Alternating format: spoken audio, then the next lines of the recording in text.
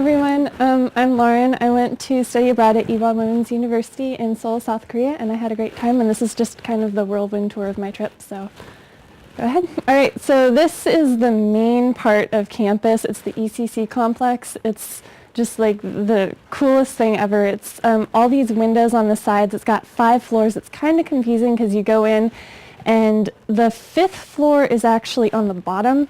So it took us a while to get used to that. Oh, go to the 1st floor. Oh, okay, meet on the bottom. And oh, no, it's on the top. This is the top of the ECC complex, and it's this beautiful garden. This was the first week I was there, my first day walking to class. As you can see, the weather was beautiful, but it was super hot. And we weren't sure if it was a good thing that didn't last for long and all the monsoon started coming in later because it cooled off. But this was a Korean keyboard that I thought was just really cool because it's different from what you usually see. Down here is the magical button that switches from the Roman alphabet to the Korean alphabet. It was just one of those little study abroad things that you kind of notice. This is me. I took a gaegum class, which is the traditional Korean instrument, and we got to dress up in hanbok and play 3 Korean folk songs that we memorized for our final performance at our kind of closing ceremony, and it was just a great experience. Our first weekend tour, we had our trips on Fridays, and we got to go to a Korean folk village, and this was a woman who was making tofu, and I'd never really thought of how you make tofu before, but she had the whole counter slicked off with water, and she just took it out. It was hot, I think, and just started cutting it. And then this is one of the performances they had there. This guy over here on the left has this kind of string on his hat, and what he'll do is he'll dance around and keep the string spinning. And this guy would just spin this thing in the air, and it was just really cool. This tightrope man was also a performance, and he walks across with this fan, and the first time he drops down and he bounces on the rope, and the entire audience thought he was going to fall, and we're all gasp of shock. And then no, it's just he bounces along the rope and just keeps on going. And then here's me and a few of my friends. Behind us there's this tree with all these colorful ribbons on it, and we just had such a blast walking through and seeing all the kind of cool stuff they had in there. So yeah, then we took lots of tours.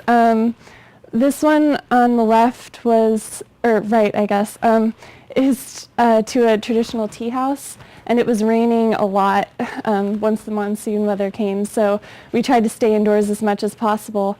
And over to the left is we're going to a museum.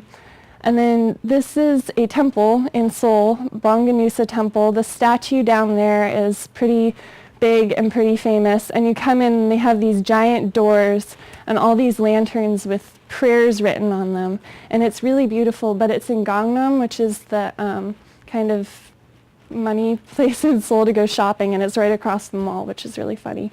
And then here we're at a museum, and in the back is Namsan Tower, which is a pretty famous tower in Seoul, and we got to go up one day, and it's where a lot of couples put locks of love, and they lock their love onto fences and stuff. And as I'm a nutrition major, I had to put some pictures of food in here. This is, we're making kimchi, which is a pretty famous Korean food. It's spicy fermented cabbage. It's like the Korean version of sauerkraut, and it's actually really good. I really enjoyed it, and that's just one of my friends. And here we are eating some more food. This was one of the first days we came. We were just meeting everyone. There were people from Japan, Taiwan, Singapore, America, Italy. We just had a blast trying everything. And then the next picture is of tteokbokki, which was one of my favorite meals that I found I liked in Korea. And it's, again, it's really spicy, but you kind of get used to the spiciness after a while, and it was just something, it's, I forget what it is exactly, but it's delicious. So if you ever go to Korea, you should try it. This is King Sejong, who invented the Korean alphabet, the Hangul, And at the bottom, it's written in the letters that he and his council, I guess, made up. And it's a really simple alphabet. It makes a lot of sense. You can learn it really fast. And then after you get past that statue, you get to the palace. And there are all these gates. So we're walking in. We want to see Gyeongbokgung Palace. And it's burning hot. So we're running from one gate to the other because there are these big gaps of nothingness and sun beating down on us, and there were about 4 gates. So we're like, never ends. This is Cheonggyecheon Stream, and it's got the streets up on top on either side of it, and they, I think it was pretty recent, they had to go in and they made it this wonderful place you can walk around and like throw pennies in to wish. Then we also one day went to the DMZ. This is us at the DMZ at Dorosan Station, and our bus took a wrong turn at one point, but don't worry, we made it back safe.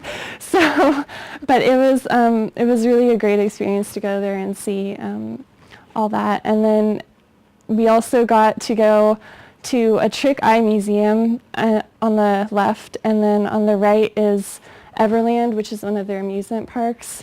And we got to walk around and see like their answer to Disneyland, I guess. So it was a great time, and I would love to go back.